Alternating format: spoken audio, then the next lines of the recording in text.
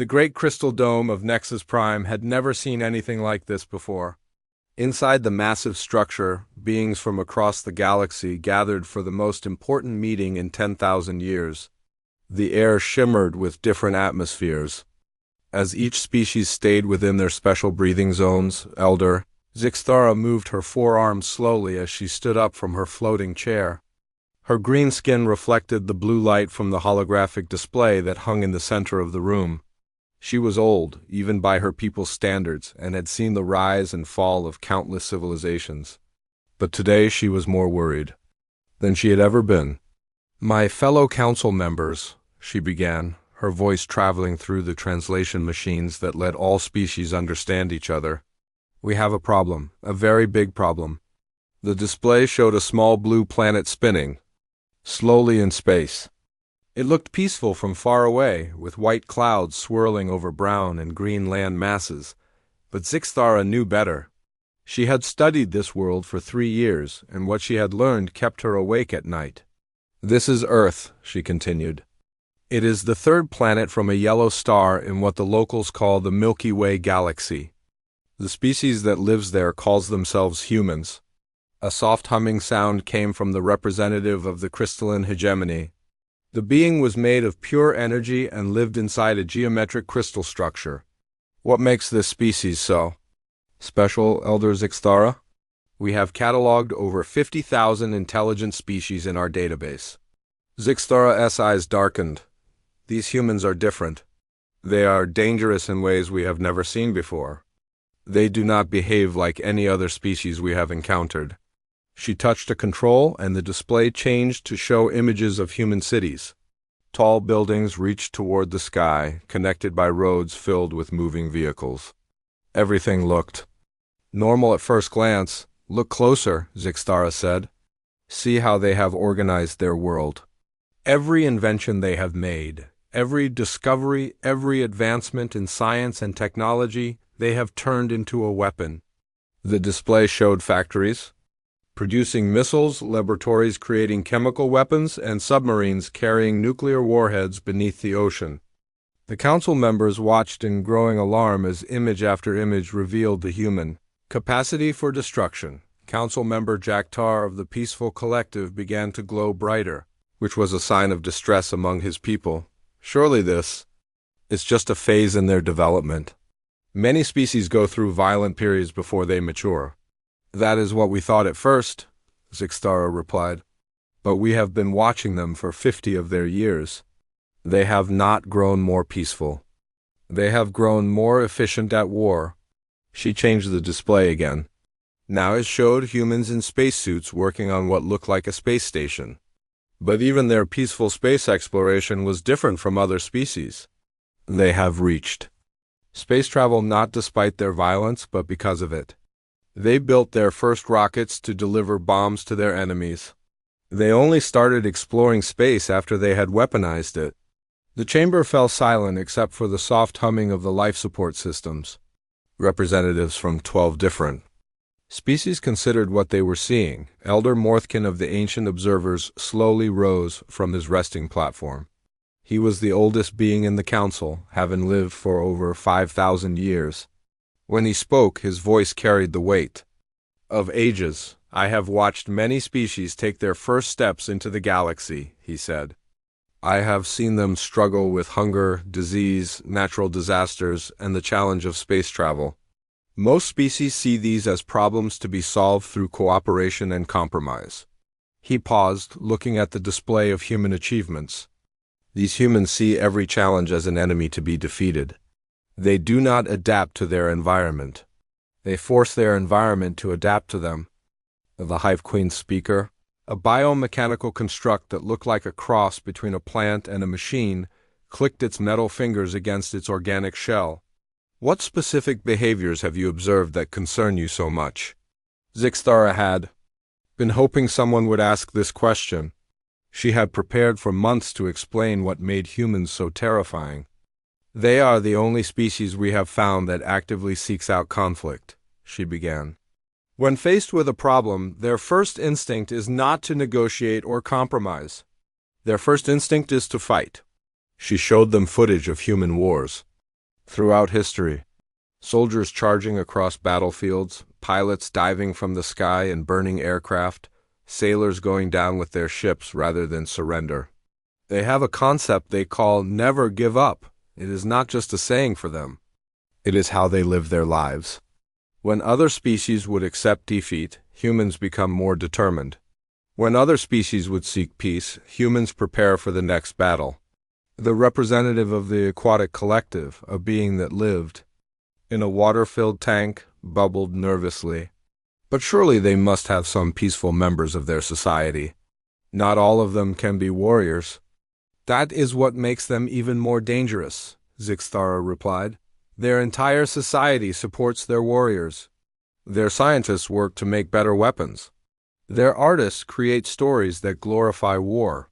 Their leaders are chosen based on their ability to win conflicts. She showed them human movies, books, and television shows.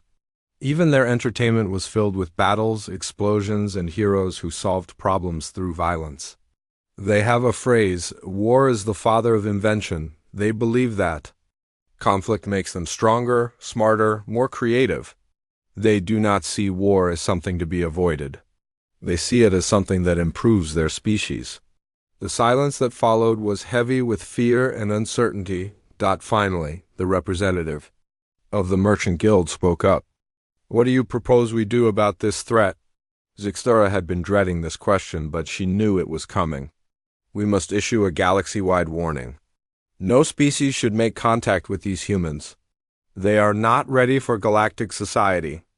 And more importantly, galactic society is not ready for them. But that goes against everything we believe, protested Jaktar. We have always welcomed new species into the galactic community. We have always believed that contact and cooperation make everyone stronger. These humans are different, Zixthara insisted. They do not want to join our community. They want to conquer it. They see the universe not as something to be shared, but as something to be claimed. Elder Morthkin raised one of his ancient hands. I have one question, Elder Zixthara. In all your observations of these humans, have you seen any evidence that they can be reasoned with? Any sign that they might be capable of peaceful coexistence? Zixthara considered the question carefully. She had watched humans for years, studying their behavior, their history, their culture. She had seen them capable of great kindness, brilliant creativity, and remarkable cooperation. But she had also seen what they became when they felt threatened. They are capable of great compassion, she finally said. They care deeply for their families, their communities, their species, but that compassion does not extend to those they see as enemies. And they see anyone who threatens them enemy.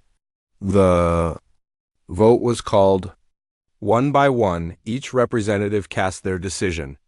The crystalline hegemony voted yes. The peaceful collective voted yes. The ancient observers voted yes. The aquatic collective voted yes. Even the Merchant Guild, who usually opposed any restrictions on trade and contact, voted yes. The decision was unanimous. The warning would be issued across the known galaxy. Let it be recorded, Elder Zixthara announced, that on this day, the Galactic Council has declared the Sol System and its human inhabitants to be a restricted zone.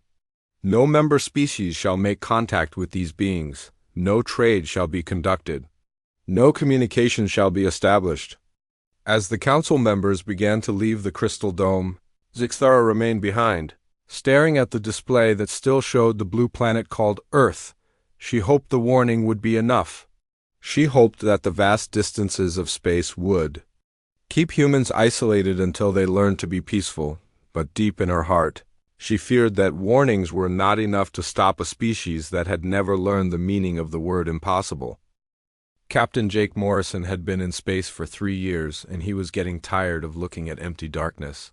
The Earthship Endeavour was humanity's first real attempt at exploring beyond their solar system, and so far they had found nothing but rocks and gas clouds. Jake sat in his captain's chair, watching the stars through the main view screen. His crew of 42 men and women had volunteered for what everyone knew would be a long, probably boring mission. They had enough supplies for 5 years, and the plan was to visit 12 different star systems looking for signs of life. "Captain," called out Communications Officer Lisa Shang from her station. "I'm picking up something weird on the long-range sensors." Jake turned toward her. Lisa was one of the smartest people he had ever met, and she never called something weird unless it really was. "What kind of weird?" "There's something big coming toward us, really big, and it's moving way faster than anything we've ever built." Before Jake could respond, the space in front of them began to shimmer and bend. The stars seemed to twist and stretch, and then suddenly a massive ship appeared right in front of them. It was at least 10 times bigger than the Endeavor, with a strange organic shape that reminded Jake of a giant insect. "Holy crap," whispered Navigator Bob Chun from his station. "Where the hell did that come from?" The alien ship was covered in what looked like green metal plates, and it had dozens of lights blinking along its hull. It was clearly artificial, clearly intelligent, and clearly not human. "Lisa, are you getting any signals from that thing?" Jake asked, trying to keep his voice steady. "Yes, sir, I'm getting a transmission. It's in some kind of code, but the computer is trying to translate it." Jake felt his heart racing. This was it. This was the moment that would change everything for humanity. First contact with an alien species. "Put it on the main screen," he ordered. The view screen flickered, and suddenly they were looking at a creature that looked like a giant praying mantis wearing what appeared to be a business suit. It had 4 arms, large compound eyes, and mandibles that clicked when it moved its mouth. "Greetings, primitive species," the alien said through their translation system. The voice was high-pitched and clicking, but the words were clear. "I am Trade Master Clythara of the Kethmoran Commercial Union. We appear to have stumbled upon your little vessel by accident." Commander Susan Walsh, Jake's second-in-command, stepped forward. "Little vessel? The Endeavor is the largest ship humanity has ever built." The alien's mandibles clicked in what might have been amusement. "Indeed, it is quite charming. We were not aware that this system had achieved basic space travel." How delightfully unexpected. Jake took a deep breath. This was the most important conversation in human history, and he was going to represent his entire species. "I'm Captain Jake Morrison of the Earthship Endeavor. We're explorers from the 3rd planet in this system." "Earth," Clythara repeated. "A pleasant name. We Kethmoran are traders, Captain Morrison. We travel the galaxy buying and selling goods, information, and services. We have been doing business for over 3,000 years." 3,000 years? Asked Chief Engineer Amy Rodriguez. "How many other species are out there?" "Oh, thousands," Clythara replied casually. "The galaxy is quite crowded once you know where to look. Most species achieve space travel and join the galactic community within a few hundred years of developing faster-than-light travel." The human crew exchanged glances. They had been alone for so long that the idea of a crowded galaxy was hard to accept. "We would be very interested in learning about your galactic community," Jake said carefully. "We've been hoping to meet other intelligent species." "Excellent," Clythara replied. "We Kethmoran are always interested in new trading partners. Perhaps we could arrange a cultural exchange? We could show you some of our goods, and you could show us some of yours." What followed was the most amazing 3 days in human history. The Kethmoran ship, which was called Prophet's Dream, was like a floating city. It had shops, restaurants, entertainment centers, and living quarters for dozens of different species. Clythara gave the human crew a tour of the ship, showing them technologies that seemed like magic.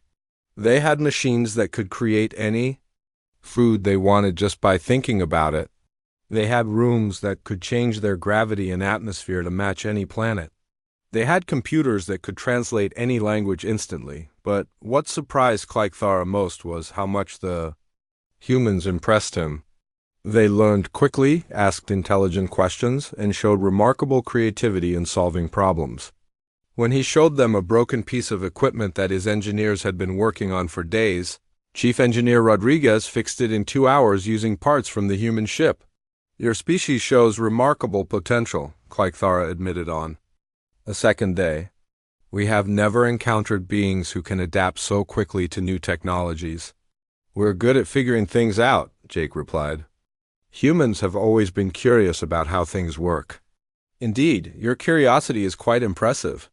We would be honored to sponsor your application to join the Galactic Trade Network. The humans looked at each other excitedly. This was beyond their wildest dreams. There is one small matter, Clythara added, almost as an afterthought. The Galactic Council has issued some sort of advisory regarding your species. Bureaucratic nonsense, I'm sure. We Kethmoran have always believed that profit transcends politics. Commander Walsh leaned forward. What kind of advisory? Something about avoiding contact with humans. Quite ridiculous, really. The Council claims your species is dangerous or unpredictable. Obviously, they have never met any of you personally. Jake felt a chill run down his spine. Why would they think we're dangerous? Who knows? Clythara replied with a dismissive wave of his arms. The Council is always issuing warnings about this or that.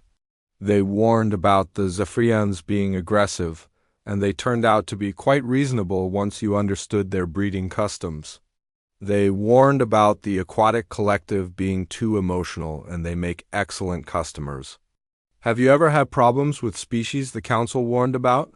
Asked Dr. Patricia Lee, the ship's chief scientist. Only once, Clythara admitted. There was a species called the Devourers about 200 years ago. The Council said they were dangerous, and we ignored the warning. They ended up eating half our trade fleet before we managed to escape. The humans exchanged worried glances. But you seem perfectly civilized, Clythara continued. A bit primitive, perhaps, but civilized nonetheless. You have art, music, literature, and most importantly, you have things we want to buy. On the third day, Clythara invited the human crew to a farewell dinner in the ship's main dining hall.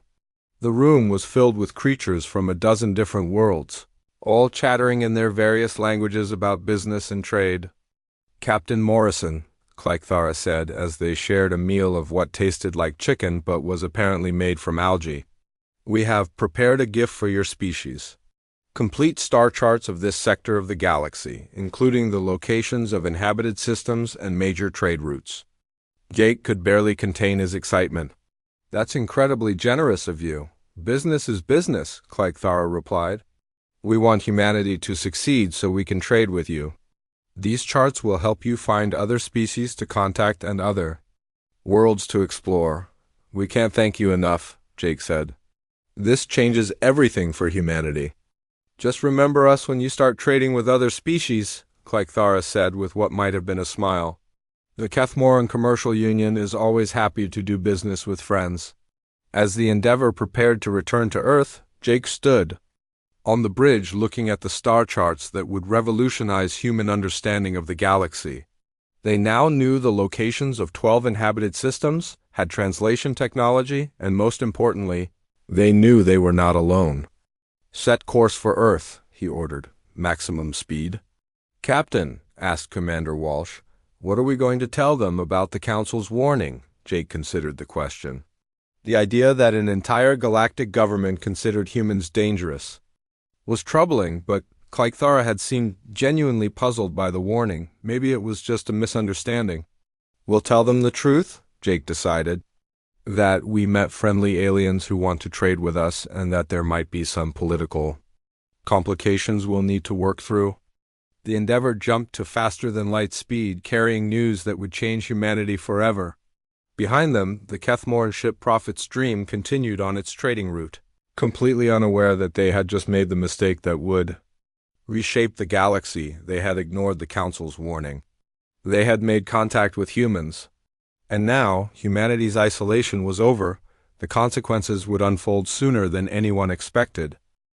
Commander Alex Turner stood on the bridge of the UES Vengeance, watching the final battle of the war play out on the main screen.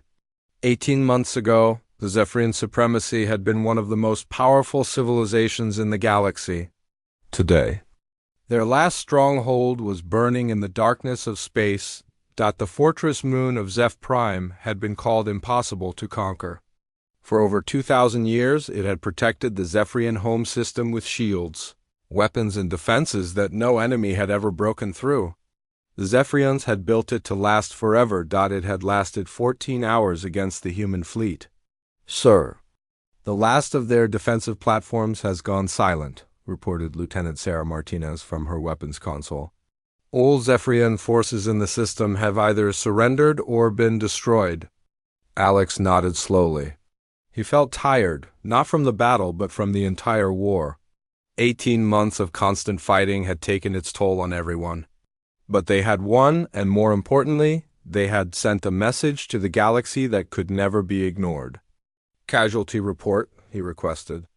Minimal losses on our side, sir. The Zephyrians fought to the last, but they couldn't adapt to our tactics. They kept trying to fight us like we were any other species. That had been the key to human victory. The Zephyrians, like every other civilization in the galaxy, fought wars according to rules that had been established over thousands of years.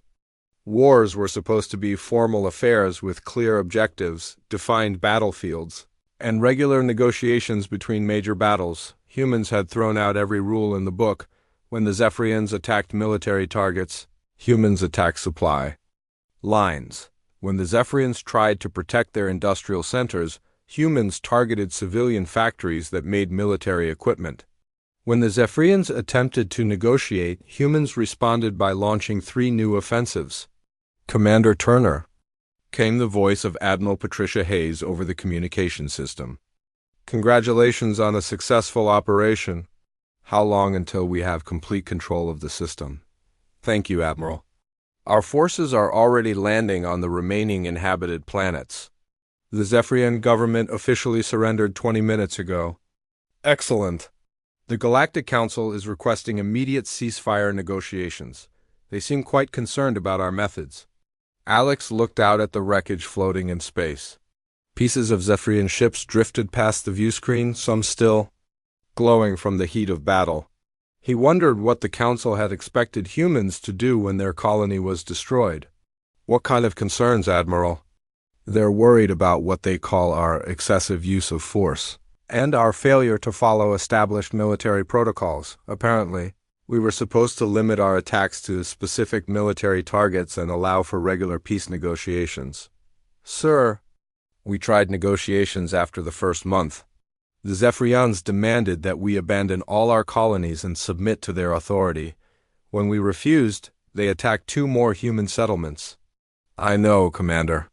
The Council seems to think we should have been more patient. Alex felt anger building in his chest. Patient. 50,000 people had died on New Austin, and the Council thought humans should have been patient.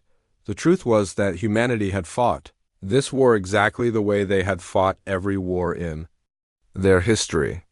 When someone attacked them, they hit back harder.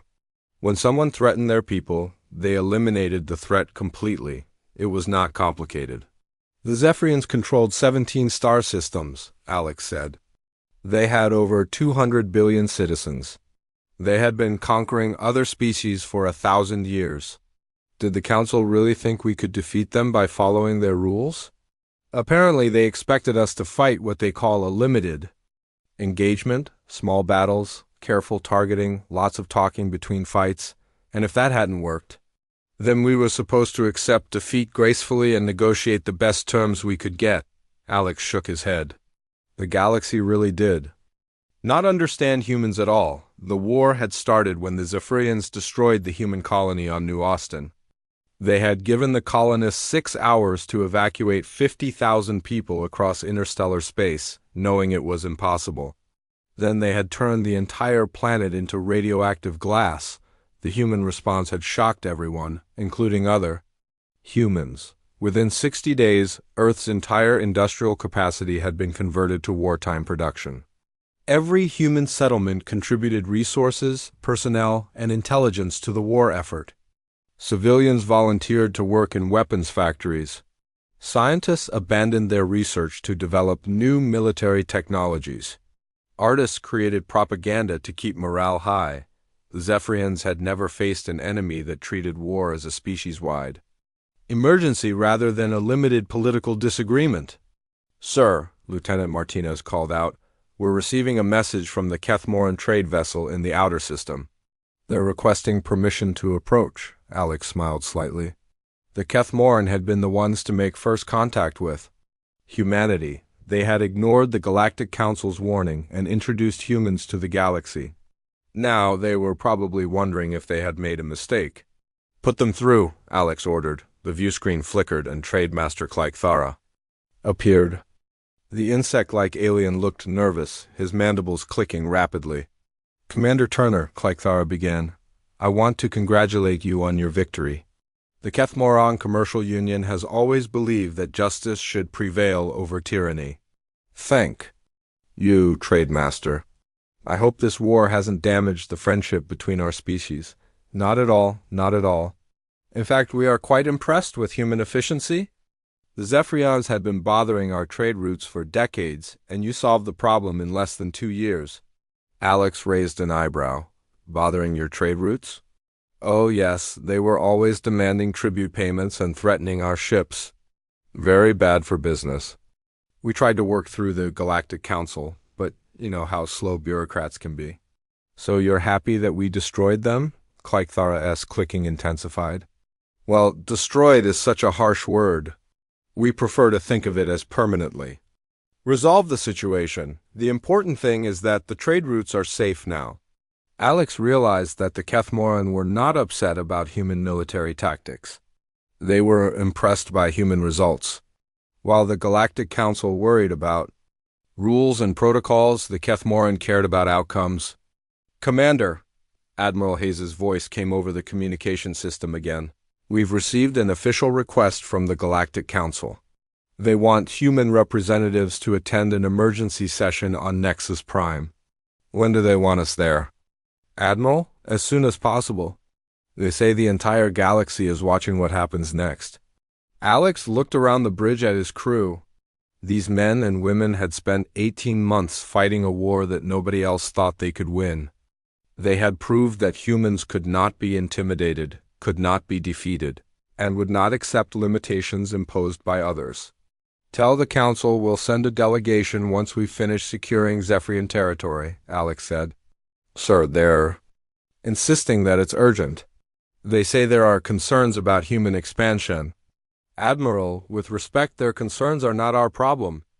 We didn't start this war, we didn't ask to be attacked. We responded to aggression in the only way that made sense.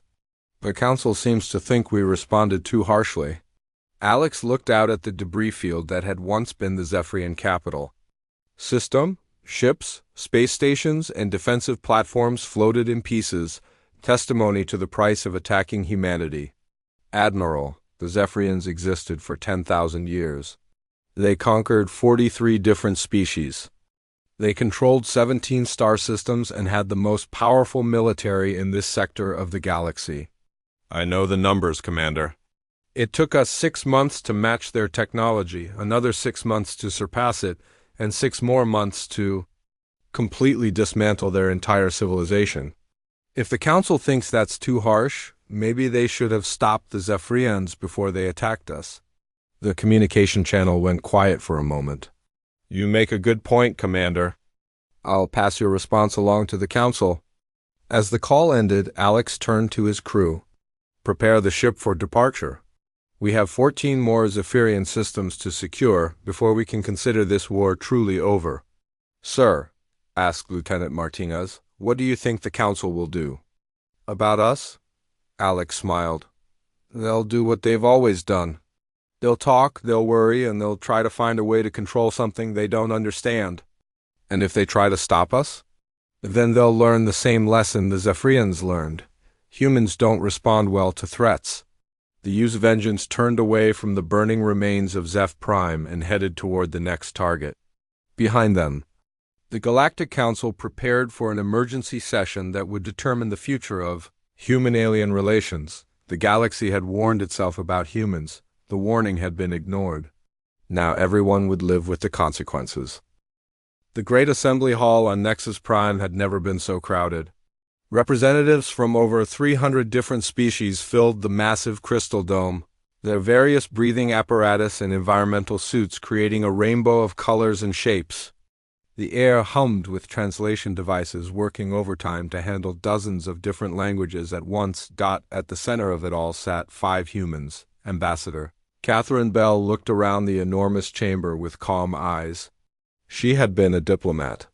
For 20 years, negotiating peace treaties and trade agreements on 3 different continents, but nothing in her experience had prepared her for this moment. She was about to represent humanity to the entire galaxy. Beside her sat General Rick Coleman, a tall man with gray hair and steady hands. He had commanded human forces during the final months of the war with the Zephyrians. Dr. Maria Santos, the team's cultural expert, sat quietly reviewing her notes. Captain Danny Rodriguez, young and sharp-eyed, represented the Space Navy. And Professor Alan Wright, an old man with thick glasses, was there to explain human history and psychology. Elder Zixthara of the Vorthic Empire stood up from her floating platform. Her 4 arms moved slowly as she addressed the assembly. Catherine recognized her from the briefing files as the alien who had originally warned the galaxy about humans.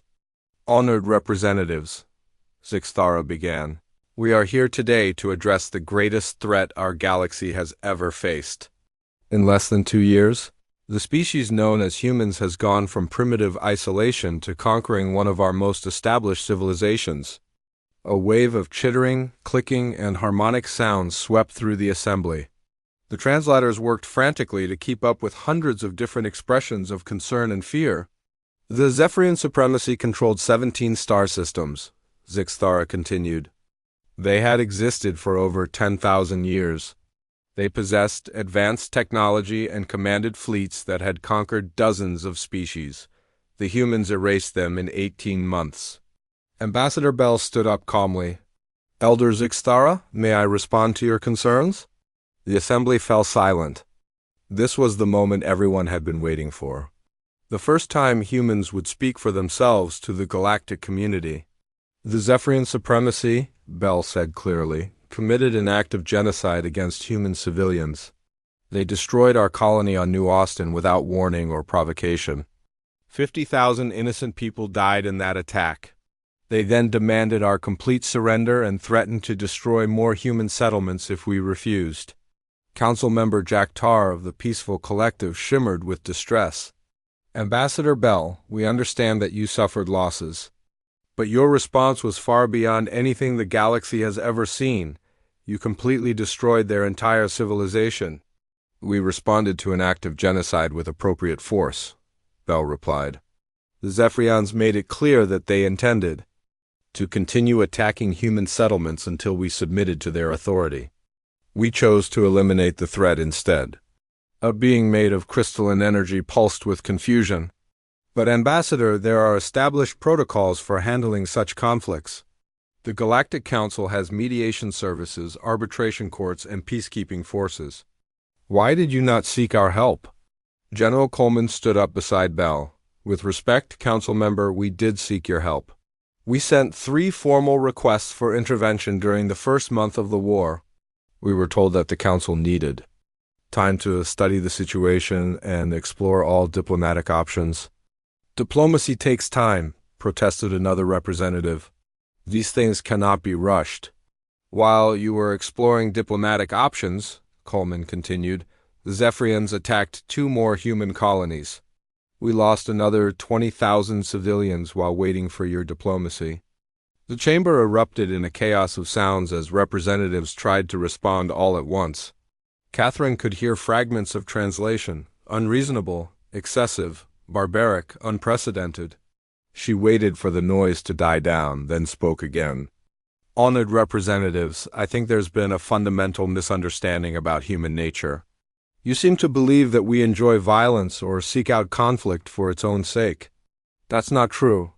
Dr. Santos stood up and activated a holographic display.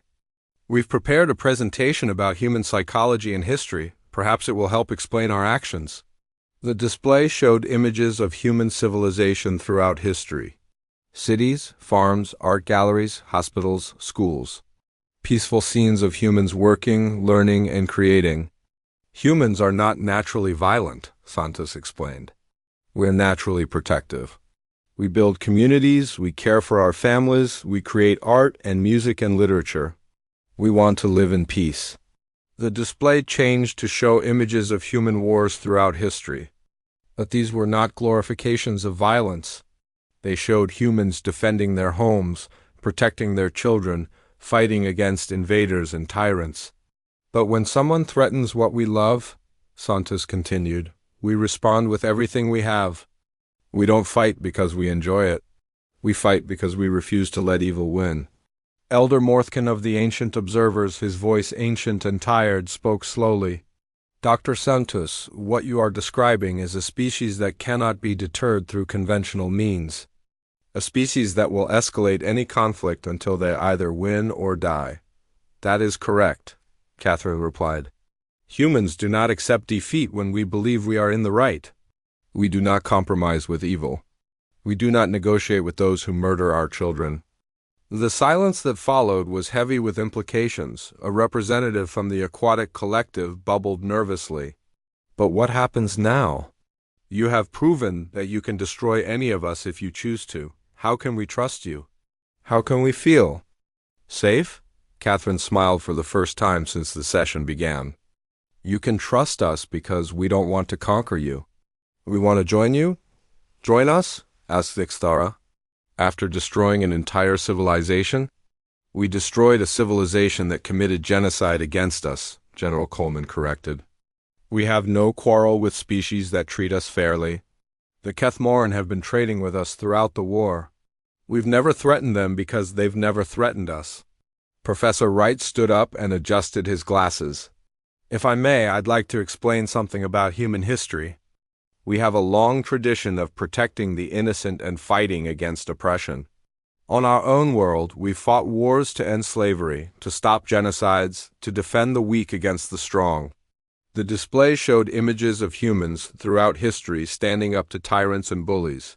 Soldiers liberating concentration camps, protesters facing down dictators, ordinary people risking their lives to save strangers. We're not conquerors, Wright continued. We're protectors. The same instinct that made us destroy the Zephyrians would make us defend any of you if someone attacked you unjustly. The Hive Queen's speaker clicked its metal fingers thoughtfully. Are you saying that humans would fight to defend other species? If those species were our friends, absolutely, Catherine replied.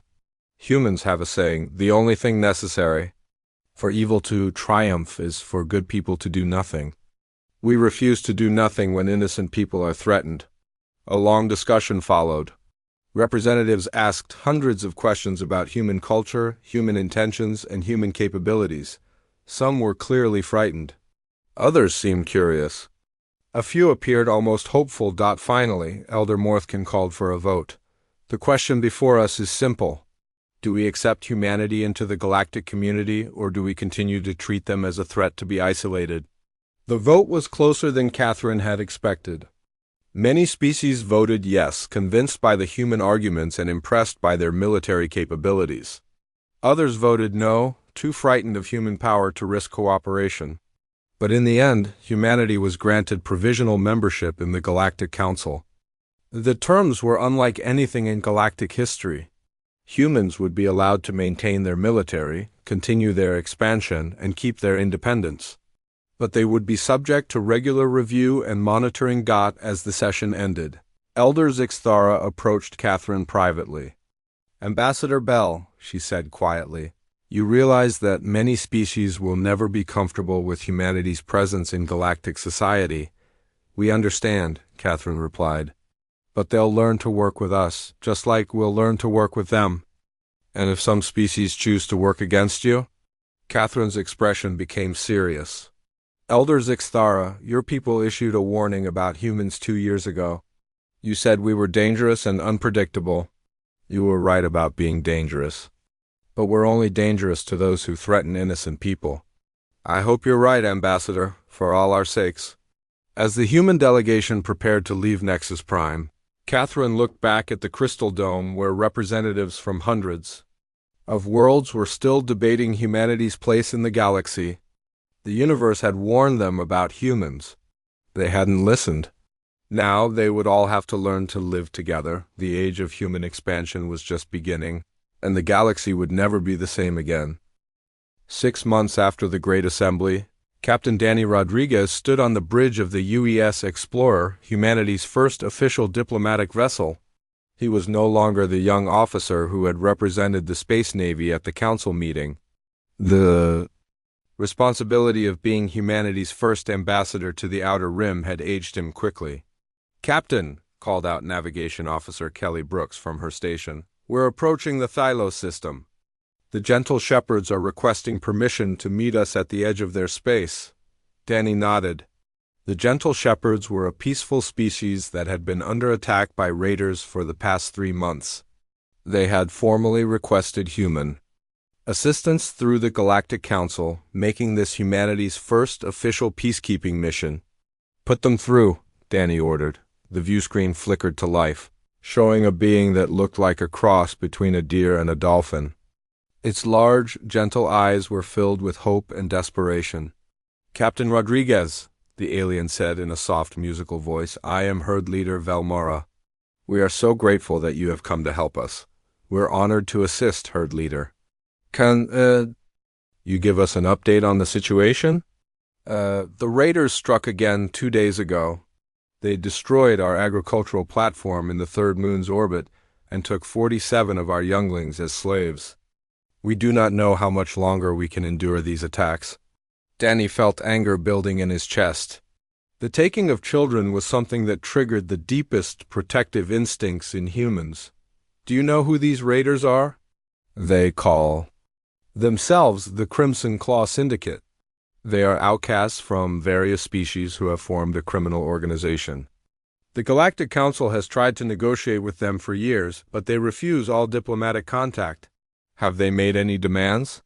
"They want us to abandon our system and give them all our resources. They say if we comply, they will let us live as refugees in the outer territories." Danny's jaw tightened. It was the same pattern humans had seen with the Zephyrians. Bullies who use superior force to terrorize peaceful people, counting on their victims being too civilized to fight back effectively. "Herd leader, we're going to need detailed information about their ships, their bases, and their numbers. Can you provide that?" "Yes, Captain. We have been documenting their activities in hopes that someone would eventually help us." 3 hours later, Danny sat in the ship's briefing room with his senior officers, studying the intelligence the gentle shepherds had provided. The Crimson Claw Syndicate operated from a heavily fortified asteroid base in an uninhabited system. They had 12 warships of various designs and about 3,000 members from different species. "They're not particularly well armed," observed Weapons Officer Mike Turner. "Most of their ships are modified cargo vessels with basic military equipment. But they've been effective against the gentle shepherds," noted Chief Engineer Lisa Park. "The shepherds have no military tradition at all. They've never built weapons or trained for combat."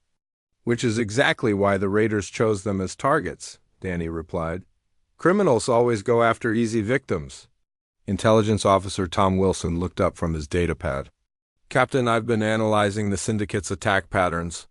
They rely on intimidation and superior firepower to force quick surrenders. They've never faced an enemy that actually fights back." Danny smiled grimly. "Then they're about to get an education in human military doctrine." The attack on the Crimson Claw base began at dawn, ship time. The UES Explorer was joined by 2 other human vessels that had been patrolling nearby systems. The combined human force was smaller than the raider fleet, but Danny was counting on superior training and tactics to even the odds. "All ships, this is Captain Rodriguez," he announced over the fleet communication channel. "Remember, our primary objective is to rescue the hostages. Secondary objective is to eliminate the raider threat permanently. These criminals have been terrorizing innocent people for too long." The human ships approached the asteroid base using stealth technology that the raiders had never encountered.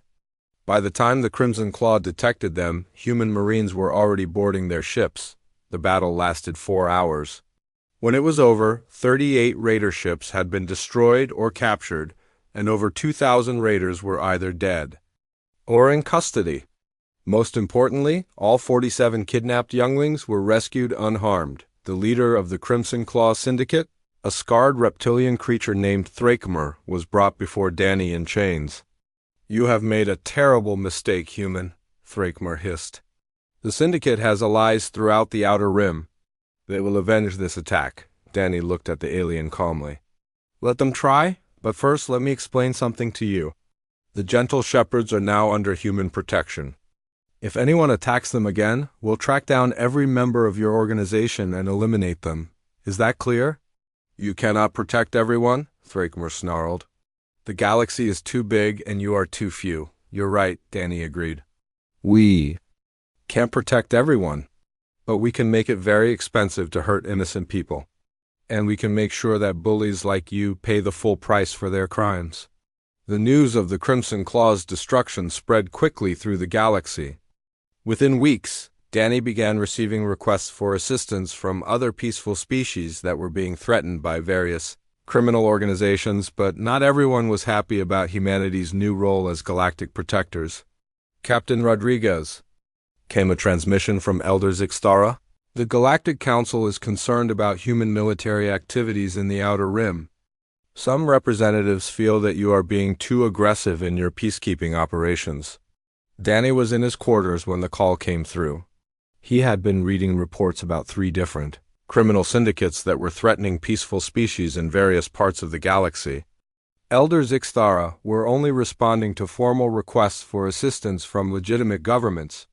We're not acting unilaterally. That may be true, Captain, but your methods are causing concern. The complete destruction of the Crimson Claw Syndicate was seen by many as excessive force. What would have been an appropriate response, Elder? Should we have arrested their leaders and released them after a few years so they could go back to kidnapping children? There are established procedures for dealing with criminal organizations. Negotiation, economic sanctions, limited police actions. Danny felt his patience wearing thin. Elder, those procedures didn't work. The gentle shepherds had been requesting help through official channels for 2 years. The council sent diplomats to negotiate with kidnappers and slavers. How did that work out? The silence on the communication channel stretched for several seconds. Captain, the council is worried about setting a precedent. If humans continue to solve problems through overwhelming force, other species might begin to copy your methods. Would that be such a bad thing? Danny asked. Maybe if criminals knew that their victims might actually fight back, there would be less crime in the galaxy. Or maybe there would be more wars. Danny considered this. It was a fair point. The galaxy had enjoyed relative peace for thousands of years, partly because most species preferred negotiation to combat. But that peace had come at a cost. Criminal organizations thrived because they knew their victims wouldn't fight back effectively. Elder Zixtara, I understand the council's concerns. But I have a question for you. How many innocent people have died while the council was exploring diplomatic solutions to problems that could have been solved with direct action? Another long silence. I don't have those numbers, Captain. Maybe you should get them? Maybe the council should consider that sometimes the most peaceful solution is to eliminate the people who refuse to live peacefully. The call ended, and Danny returned to his reports. 3 more species had requested human assistance in the past week. Criminal syndicates throughout the galaxy were discovering that their traditional tactics didn't work against humans the universe had warned them about. Humans. Now the criminals were learning what that warning really meant.